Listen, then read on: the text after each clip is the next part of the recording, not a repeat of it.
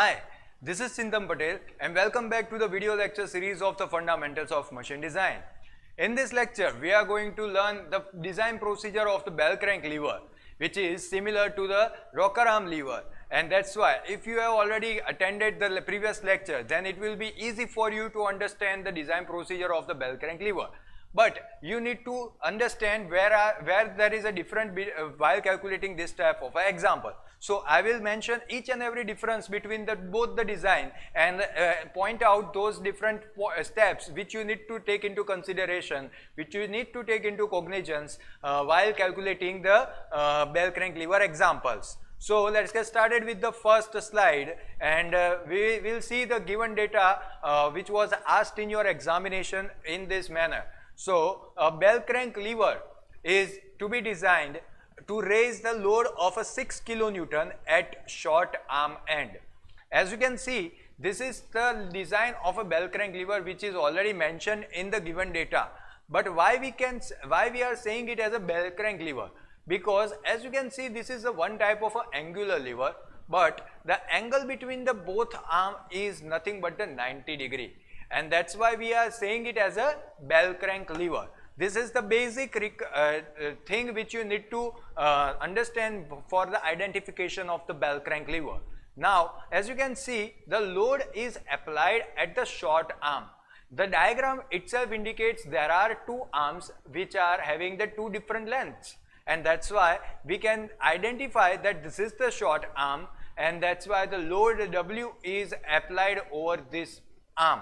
So the ultimate length or the overall length LW will be the load arm, okay, and definitely if this is the load arm, then the another arm will be P, and that is also known as a effort arm LP.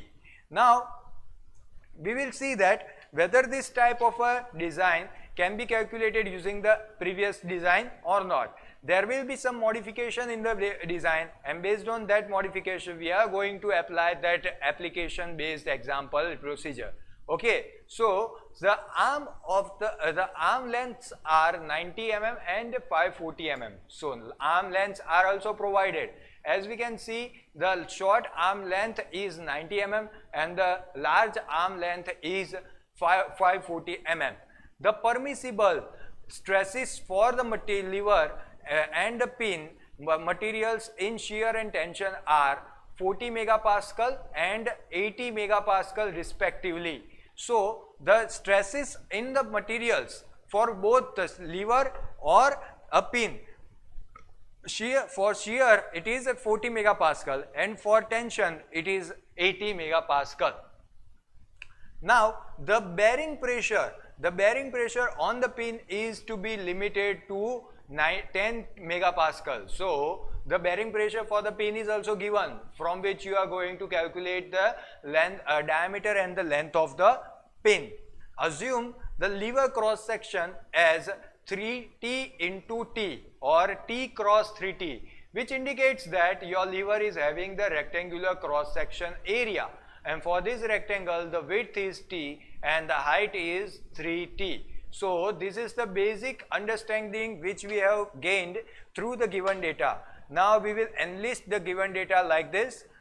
This given data itself indicates that the W, which is the load applied on the lever, is a 6000 Newton, which was given in a kilonewton, and that's why we have converted it into the Newton. Now the LP is 540 mm, that is the effort arm, and LW is 90 mm.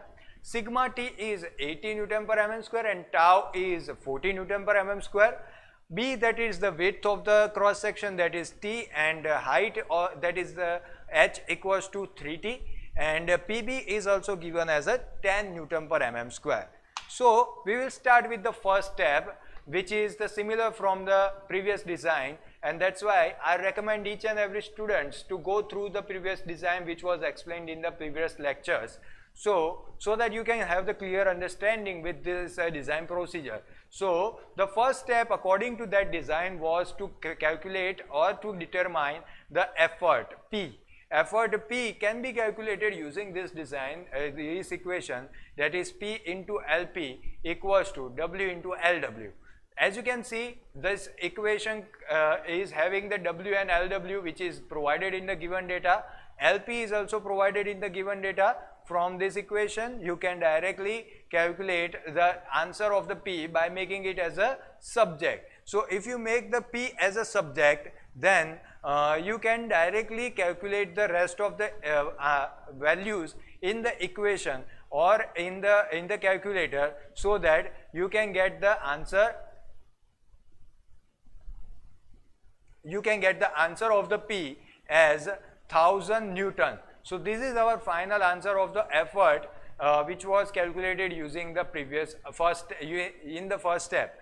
Now we will start with the another step, that is the determination of the fulcrum reaction. So the fulcrum reaction equation in the previous design was something like this: RF equals to under root W square plus P square plus 2PW cos theta. So this is the equation of the RF according to previous design. But for this design, the angle between the two arms is 90 degree, and that's why the angle between the two force will also be 90, and that is the angle theta which is required to be inserted into this equation over here. So if this is the theta, then cos 90 will eliminate this term, and your rest of the equation would look like this. Okay, so this is our final equation of the RF for a bell crank lever, and that is the only change in the design procedure that we have already learned in the case of the angular lever or the rocker arm lever. So if you know the design procedure of the rocker arm lever, or you have mastered by the calculation of the rocker arm lever abundant amount of rocker arm lever examples, then you can easily calculate the examples of the bell crank lever.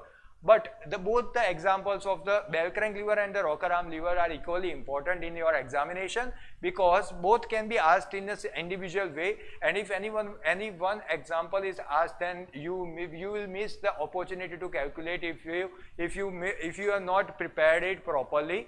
So that's why I recommend each and every student to understand this procedure, because this is the only change in the procedure. So W square plus P square, if you insert these values into this equation, then you will get the answer of the RF as a 6082.76 Newton, which is the final answer.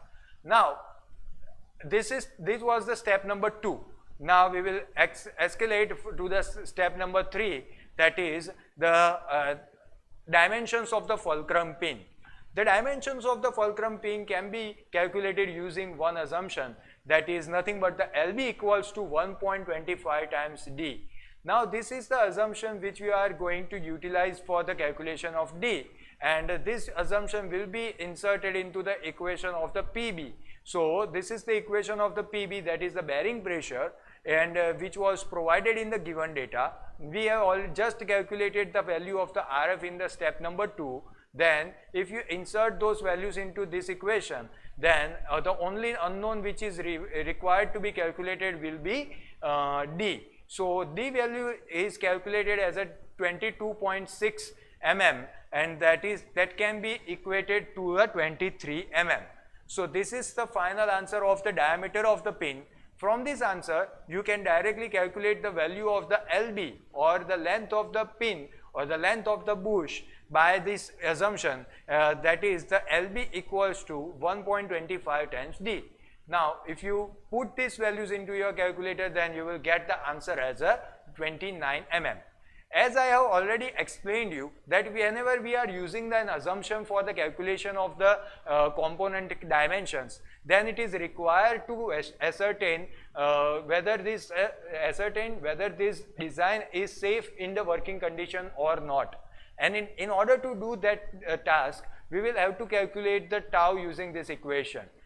If you see this equation, we have the value of RF, D, and tau can be easily calculated by making it as a subject. So if you make the subject tau, then you will get the answer as a 7.32 Newton per mm square, which is less than the 40 Newton per mm square which was given in the given data. So if you compare those answers, then it indicates that your fulcrum pin is safe against the shear failure during the working condition. So it is required to ascertain this type of a condition. Now the step number 3 was over here, and we will escalate to a step number 4. Step number 4, which is the diameter of the boss of the lever, that is DO. Our intention is to find out the DO, and in order to calculate the DO, there are two methods available. First one is the bending stress method, and the second one is the empirical relation method.